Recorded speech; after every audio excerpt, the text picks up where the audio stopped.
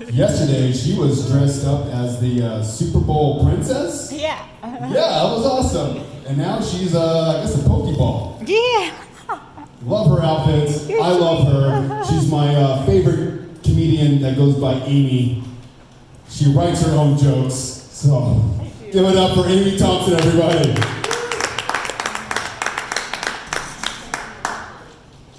Thank you. I'm so excited to do this. I might blow off everything I wrote. Amy is the perfect name to go by. My last name doesn't matter because I am going to change my name. I've actually petitioned this to the state of California, and they've told me that I'm not mentally ill enough to change my name, and that I don't have enough money to change my name. But we are fighting that. I am mentally ill, and I will get money. I want to change my name to Amy Mayam. It'll have all three of the same letters, and my initials will spell Amy, thereby making me the ultimate Amy. No name for last name. So I wrote stuff, but then I was like, oh, so I have 3 stories for comedy that I've worked out into about 5 minutes. It is my plunger story, my engagement story, my suicide story. My suicide story I told at Christmas time, at our Christmas open mic. What better way to spend Christmas than lonely and talking of your suicide? I went on a self-discovery journey, discovered I'm an asshole, and then remembered the part of my suicide I forgot. Now I can tell you the story. I get so depressed. I'm sure other people too. I get so depressed I wish I was a dog, so I could just kill myself with chocolate. Because they make it a lot harder for humans. Chocolate equivalent, drugs. So I had a suicide plan. I was gonna do all my drugs, drink a lot of alcohol, and then pass out, not hang myself, pass out in a noose that I would fashion for my strongest belt, hat tested, and my cum load cord, which they gave me for getting a lot of debt to get good grades, to prove to them I could fill in a bubble. Cum laude, I got good grades. I go to do this. I do all my drugs. Joke's on me. Oh my God, I love this dog. Just like chocolate, I love drugs. So I kind of start not wanting to kill myself. I had a lot of Molly in my drug stash, just for the sheer want to do more drugs later. And I pass out because I drink a lot of alcohol. Before that, cum load cord. And the last thing I remember, which is what I unlocked during self-discovery journey, was breaking a glass ketchup bottle in the street in front of my house. I was like, fuck Primal healthy ketchup. Psh. What I don't remember is that I actually did try to hose that away. I tried to clean it up. And then I went inside, passed out on my stomach, because I sleep on my stomach, which is the way that moms in the 90s were taught to lay down their babies, on their stomach. It was a safe way then. So like, damn you, Mom. She loves my existence, even then. So I did throw up in my sleep, could have Hendrixed myself, but instead threw up in, on, off, and around my bed. Had to clean that up, a lonely adult moment, cleaning up your vomit alone. But I love it because I dressed up. I wore a romper. Because nothing wants to make you kill yourself more than not being able to conveniently pee for the sake of being cute. And I can never tell this joke, so people are like, you can tell it, but come up with something nice to lift people up. And all I could come up with so far is like, I used to gaslight myself. I would be like, Amy, you're not suicidal, even though you did try to do this. You're not suicidal because they say in that list of suicidal days, you stop taking care of yourself. And even on my saddest days, I got up, I got dressed, I did hair and makeup. I dressed to kill myself.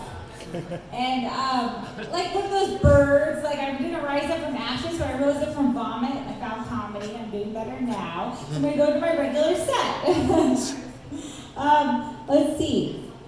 Man, so everyone here know what a pocket pussy is, right?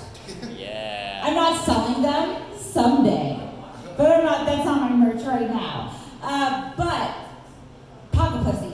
So what it is, it's a male sex toy, basically a pussy you put in your pocket. I hear they're better warmed up, but I have no experience. I'm more so curious about who here knows what a pussy pocket is. Okay, so I might not be the only drug smuggler. I'm just trying to see who else is willing to shove a vape up their sliz because they want to get high in a state like Louisiana.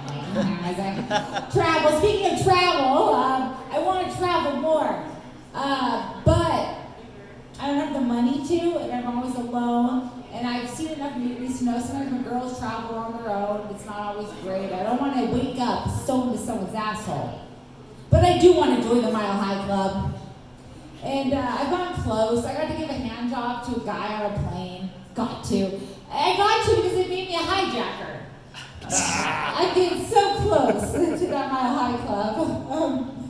Oh man, just starting off with suicide, smuggling, and the Mile High Club makes me sound like I live a wild life. I used to think that too, that I lived a wild life. Because I would wake up for what I imagined were a very epic quest. I do fuck with LARPing. If you don't fuck with LARPing, have fun getting laid? I do. I love costumes. Playing outside. But I would wake up, and there would be, I don't know, magical pixie dust everywhere. Stuff, items in my pocket I didn't remember acquiring. A stain on my sleeve and a color I didn't interact with. And then I found out I do not go on epic quests. I'm just an alcoholic. And I live a tame life. A tame alcoholic life.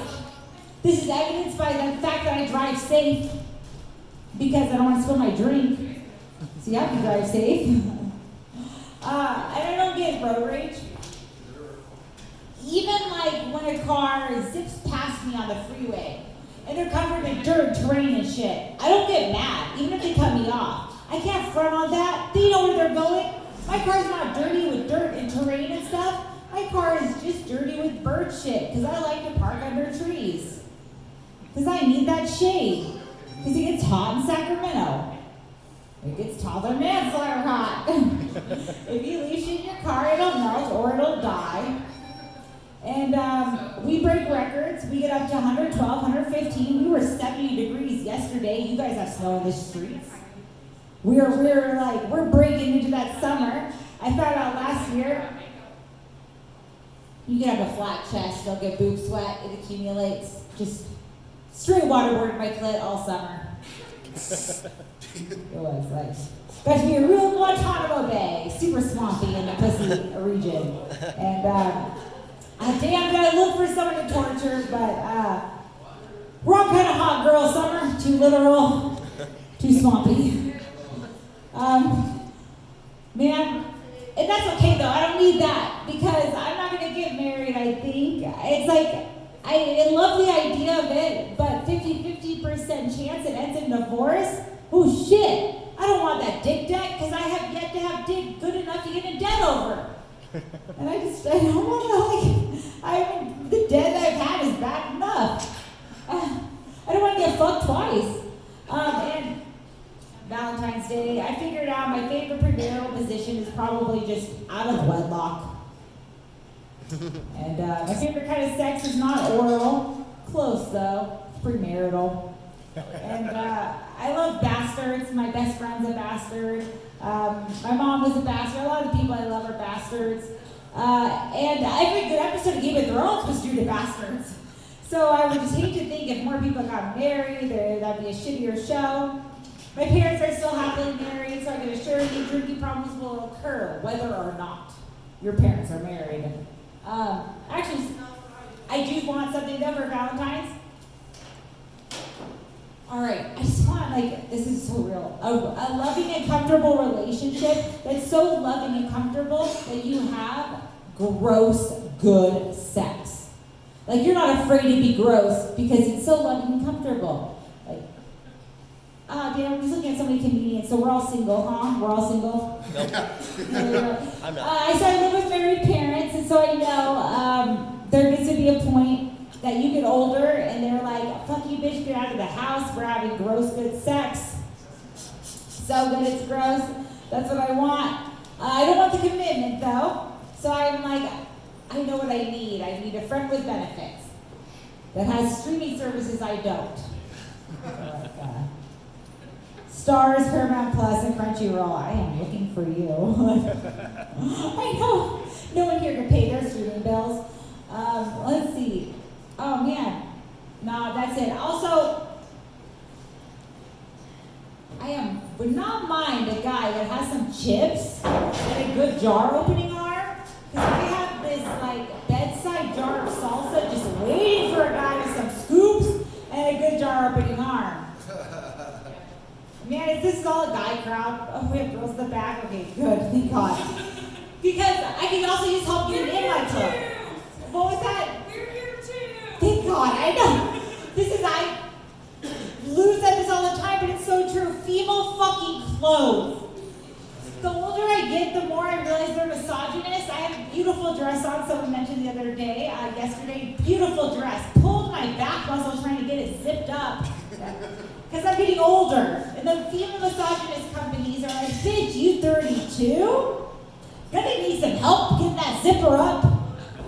But I just fall into it. Like I said, with the romper. If you've ever stripped down for a public bathroom, you're like, I'm kind of desperate, I guess. Like feeling hella cute at this music festival, but here I am, naked in a porta potty now, for the sake of being cute. I have pants so tight, I have to iron my underwear to wear them, and I can't eat near the amount of apps that I would want to in them, because apps are the perfect way to consume 5,000 calories before dinner, and stretchy pants sometimes don't stretch enough for that. In the pockets, right now, all right, let me do a quick assessment. No pockets, yeah, fuck yeah, no pockets. Fuck you females that make your clothes, makers of female clothing. When you do get a pocket, it is shallow or it is fake, like the dates you end up getting on the apps, or you get the pocket like the crop top hoodie. Fuck me for wearing a crop top hoodie anyway. So here I have this pocket, I'm just gonna grow my boobs so I can put my phone somewhere safe. What is this T-Rex shit? Oh man. Oh, so give it up with me in sweaters forever. Sweaters are the stretchiest of pants. And I know this part is only me, but like this is like guys wear these too, but the cuff sleeves. I have a really hard time cuffing and then getting the buttons on my own. So I'm gonna get cuffed for help cuffing because I just want to look casual, nice at work, and it's hard. Let's see. All right. So I'm afraid of commitment. It's the vocabulary. Commitment. That's a big word. That's a lot of letters. I'm not even gonna count them for you right now. But I'm also afraid of like the communication. Compromise. No one over 30 is compromising anymore. I'm not compromising. I just want to find someone that wants to do everything I want to do. And I think things like commitment, compromise, and communication are awful big C words for a cunt like me to just end up codependent again. Oh, and man, I'm not even worth it because I am afraid of everything.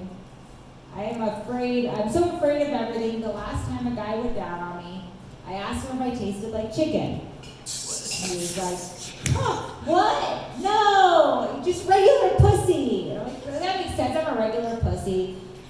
I'm afraid of dumb shit. I'm afraid of clowns, of course. And I'm afraid of tornadoes. Because I don't think, you guys are the same as us in California. We don't have the infrastructure to handle something like a clown-nado. I watched that movie Sharknado. I've seen how many clowns they can fit in a car. Imagine how many they can get up in a tornado. We do not have the infrastructure in California, and I'm sure in Nevada you guys are no better. Are there basements here? Yes. How many? Are there enough basements for a clown-nado? Circus tents? Do we have circus tents at least? Like, it would be devastating. I hate to think about it, but yes, afraid of a lot of dumb shit. I will even have a panic. Oh shit, there's no mic thing. I'll even have a panic attack every time a guy. I will have a panic attack every time a guy asks me for a nude. I feel this is unfair because guys have no problem whipping their dick out and taking a quick selfie. I like production. So, this is my last joke. I have a mini panic attack anytime I get an ask for a nude, which is not anymore because I'm not using dating apps. But catch me off guard, I'm not not ready to snap you a naked picture. No, I am lounging in unflattering lighting, head to toe covered in crumbs, finding hope at the bottom of a bag of Cheetos. This is mostly men. Raise your hand if you are ready at any instant to take a naked picture. Thank God, yes. We are all watching HGTV, avoiding exercise, and shoveling shit in our mouth like top ramen with American cheese on top. Like, man, I have a solution. Keep back pocket news, which I did, till I went and screwed myself, got some new tattoos, let me show them off because I paid for them. Got some new tattoos. Now, all my news are outdated, and I'm having a hard time finding the right time to retake them. And you can laugh at this or not, but it is so much easier to be noodle ready than nude ready. Honest fucking truth, those top ramen packets under 2 minutes to make. I am not instant like that. I am high maintenance. My showers are causing our California drought. If you've heard of that, that is me in my showers. And I take forever to come, and no one's going to want to put in that time. So, oh man, and this night, I always hate to end it, because I always love to say this. I just need to really do some more reps, because I want to make my endings on stage happier, but I don't have the arm strength to jack everyone off. So I'm going to work on exercise. Let our host come back up for now. Hi, everybody. This is Drink Lady.